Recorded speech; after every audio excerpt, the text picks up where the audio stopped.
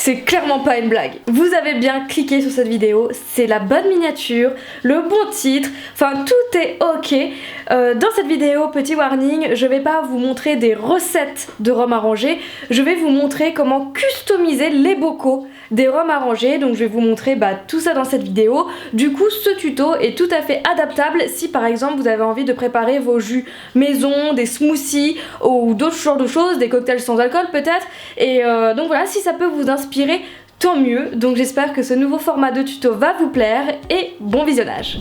Et on commence par celui à la vanille. Donc déjà je vais teindre de la ficelle parce que je n'ai pas de ficelle couleur marron. Donc pour ça je prends de l'eau, je mets de l'encre à alcool marron café et noir et je viens tremper ma petite ficelle directement dedans. Donc comme je viens de vous le dire, j'avais que de la ficelle blanche et moi j'en voulais vraiment une marron. Donc voilà, j'ai teinté ma ficelle avec les encres à alcool. Une fois que la ficelle est bien imprégnée, je la sors et je la fais directement sécher. Et en attendant, je vais préparer mon étiquette pour ce rhum arrangé là. Donc pour ça, je prends ma perforatrice étiquette, je fais un trou à l'aiguille, puis après j'utilise une aiguille plus grande pour que la ficelle passe à l'intérieur de ce trou. Et ensuite, je marque quel rhum c'est et la date de fabrication parce qu'il faut plusieurs mois de macération. Une fois fait, je passe à la déco en fimo. Donc pour faire des gousses de vanille, je fais un boudin noir que j'aplatis avec le rouleau et je lui donne la forme d'une gousse de vanille. Et ensuite avec le Doodling Tool, je viens râper le dessus de la gousse justement pour donner cet aspect de vanille. Donc je fais ça sur toute la longueur. J'en fais 3 de 3 tailles différentes et je les superpose les unes sur les autres pour avoir une petite épaisseur à la base. Une fois que c'est prêt, je mets au four à 110 degrés pendant 30 minutes et après la cuisson, avec ma petite perceuse manuelle, je perce ma création. Ça va servir à mettre un anneau pour l'accrocher après. Maintenant que la ficelle est sèche, je peux la mettre dans mon étiquette et je viens ouvrir mon bocal et entortiller en fait ma ficelle tout autour. Donc je pourrais pas vous dire combien de mètres j'ai pris, voilà, j'ai fait au pif, mais j'ai pris assez de mètres pour donner cet effet que vous voyez à l'image. Et ensuite avec des anneaux et mes pinces plates, j'accroche ma petite breloque et voilà, le rhum à la vanille est prêt. On passe au suivant, à l'ananas caramélisé, et en fait pour tous les rhums, le début ça va être la même chose. Je teins la ficelle, je fais mes petites étiquettes, sur l'étiquette je marque le nom du rhum ainsi que la date, bon ce sera toujours la même date.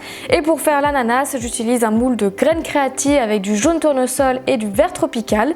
Je moule les couleurs, j'enlève l'excédent avec ma lame, je démoule délicatement.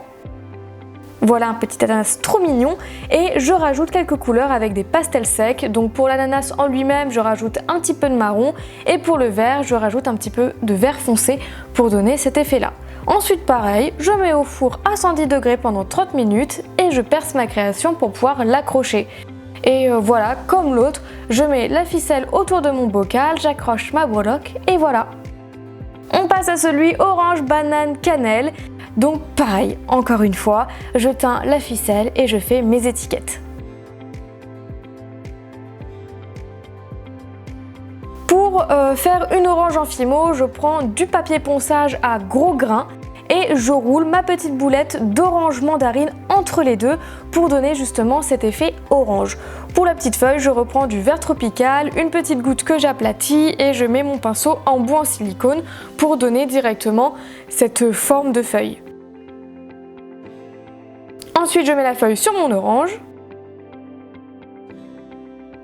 Ensuite, je passe au bâton de cannelle. Donc pour ça, je prends la couleur cognac. Je coupe un rectangle dans ma pâte cognac et je roule de côté vers l'intérieur. Donc c'est à peu près la même taille. Et ensuite, pour donner un petit peu plus de couleur, je rajoute encore une fois des pastels secs, un peu couleur chocolat cette fois-ci, pour donner un petit peu plus de profondeur au bâton de cannelle. Et ensuite pour la banane, je viens mélanger du jaune tournesol ainsi que du jaune vanille pour avoir ce jaune là.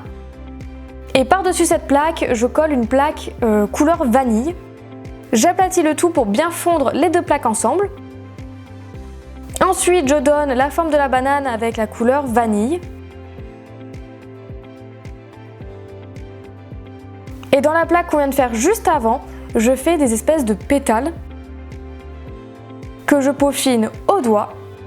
Et je vais pouvoir les coller directement sur ma banane, et évidemment le côté clair à l'intérieur. Ensuite, je raccorde tout bien, prenez bien votre temps, il ne faut pas qu'on voit de vanille dépasser. Donc je passe bien pour bien fondre les bords entre eux. Et ensuite, je rabats les petites épluchures comme si la banane était ouverte. Et ensuite, je donne un petit peu plus de couleur, pareil avec un jaune plus foncé en pastel sec. Après, je mets au four à 110 degrés pendant 30 minutes. Et je mets directement les pitons dans les créations, donc pareil, je perce avec ma perceuse manuelle et ensuite j'enfile un piton dedans. Et après, pareil que pour les deux autres, je mets la ficelle autour du bocal et j'accroche les petites créations avec.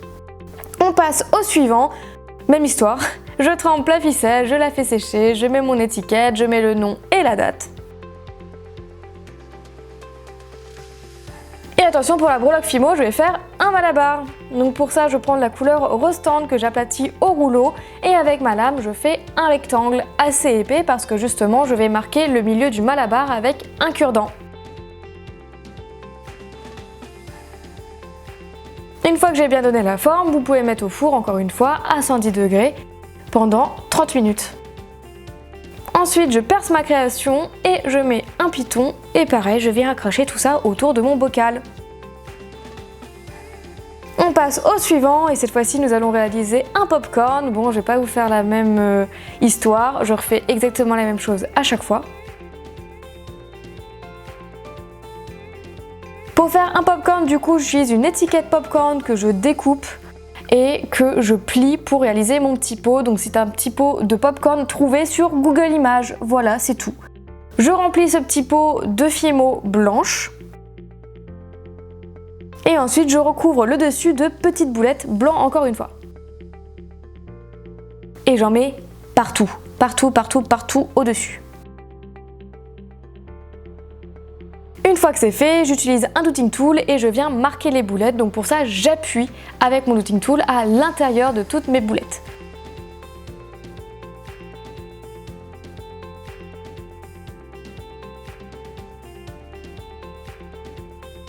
Et ensuite, pour donner un petit peu plus de couleur, j'utilise mes pastels secs. Donc je commence par de la couleur un peu ocre et après je vais rajouter de la couleur un peu plus caramel.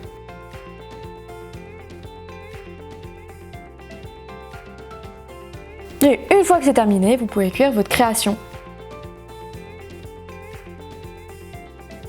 Et puis là, comme d'habitude, je viens percer avec ma perceuse manuelle, je mets un piton et je viens décorer mon bocal avec ma ficelle, des anneaux, mes pinces plates et voilà le résultat.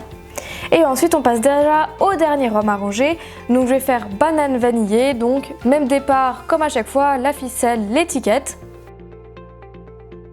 Et pour les créations, en fait, c'est des créas que vous avez déjà vues. Je refais une gousse de vanille.